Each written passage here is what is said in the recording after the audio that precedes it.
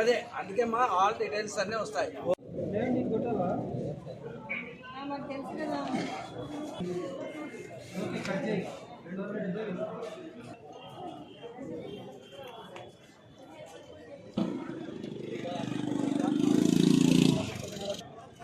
ఓకేనా, ఖర్చులు ఉన్నాయా?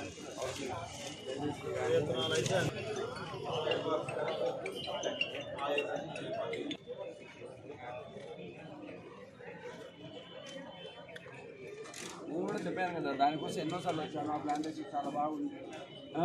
నేను నా పర్సనల్ హ్యాండ్ కూడా చేస్తానని చెప్పాను. దేవుడి కాడ తేడాలు ఉంటే కన్నా, ప్లస్ ఏదైనా రెక్టిఫికేషన్ ఉండి ఏదైనా ఉంటే కన్నా మన ఉపాధి సిబ్బంది కూడా వాళ్ళు మాట్లాడి నిరూపణ చేసుకోవచ్చు.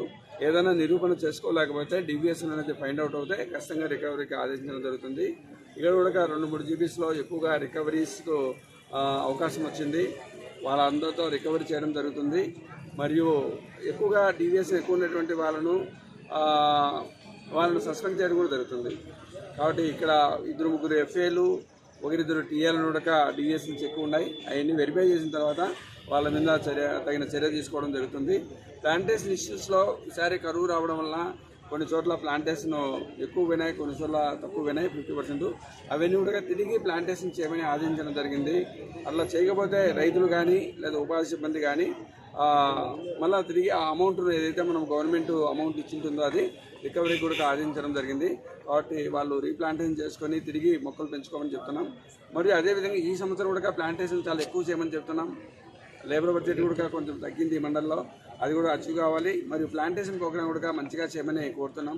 ప్రస్తుత పరిస్థితుల్లో మైగ్రేషన్ తగ్గించడానికి కూడా రైతులకు ఎన్విరాన్మెంట్ పరంగా అన్ని విధాల ఇన్కమ్ సోర్స్ ఉండేటువంటిది ఈ యొక్క హార్టికల్చరు. దాన్ని సక్రమంగా వినియోగించగలిగితే అందరి జీవితాలు బాగుంటాయని నేను తెలియజేస్తున్నాను. కాబట్టి ప్రతి ఒక్కరు కూడా దీన్ని వినియోగించుకుంటూ ఆశిస్తూ థ్యాంక్ యూ అండి. ముందు ఇష్యూస్ ఎక్కువ వచ్చాయి, రికవరీస్ కూడా ఎక్కువ ఉన్నాయి. దాదాపు రికవరీస్ పూర్తిగా తెలియగానే ఒక 4-5 lakhs ఉంటాయి. 4-5 lakhs పైన ఉంటాయి. తక్కువ రికవరీ అంటే కొన్ని జీబీస్లో అది చూడాలి, 16 జీబీలు ఉన్నాయి. కాబట్టి మెయిన్ జీబీ అది ఎక్కువగా రికవరీ ఉన్నటువంటిది. ఇంకా కొన్ని జీబీస్లో కూడా కొన్ని ఉన్నాయి. అక్కడ రికవరీస్ తక్కువ ఉన్నాయి కానీ రెక్టిఫికేషన్స్ ముఖ్యంగా ప్లాంటేషన్లో ఈ కరువు రావడం వల్ల అది కొంత తేడా ఉన్నాయి. గుడికల్ ఇటువంటి వాటిని అవన్నీ కూడా సరిదిద్దుకోవడం చేయమనడం జరిగింది. సరిదిద్దుకోవచ్చు, ఎందుకంటే రీప్లాంటింగ్ చేసుకోవడానికి అవకాశం ఉంది. కాబట్టి ఏళ్ళలో సెకండ్ ఇయర్ అది చేసుకొని చెప్పాము. అట్లా చేసుకోలేకపోతే రికవరీకి ఆదేశించడం జరుగుతుంది.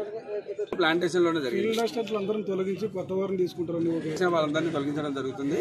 అదేం లేదు కానీ నిబంధనల ప్రకారము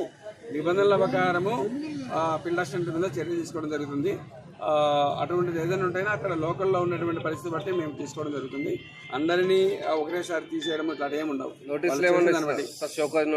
ఖచ్చితంగా దీనికి సోదరుడికి సంబంధించి ఏదైనా ఫైండ్ అవుట్స్ ఏదైనా ఉంటే కన్నా తేడాలు వచ్చిన అందరికీ కూడా నోటీసులు ఇచ్చేస్తాం. సార్ మీరు ఇంతవరకు గుర్తించిన అంశాలు ఏం చెప్పలేదు కదా సార్? ఇది ఓకే, మేము అడిగినప్పుడు టోటల్ ఫిగర్ అనేది మనకు ఇప్పుడు అది పంచాయతీ వైపు తయారు చేస్తారు కాబట్టి అది ఇస్తారు. ఆ డీటెయిల్స్ అన్ని కూడా మీకు ఇస్తారు. మా వాళ్ళు మన పిఓ ఏపీ వాళ్ళు ఉంటారు, అంతా డిఓగా తయారు చేస్తున్నారు. ఎందుకంటే జీపీ వైజ్ మేము ప్రతిదీ నోట్ చేసుకోలేము, తక్కువ టైం ఉంటుంది. కాబట్టి అంతా కూడా మీకు ఇస్తారు, ఎంత అయిందని ఇస్తారు. Thank you. ప్రాజెక్ట్ డైరెక్టర్, జిల్లా నీటి యజమాని సంస్థ, కర్నూలు. Thank you.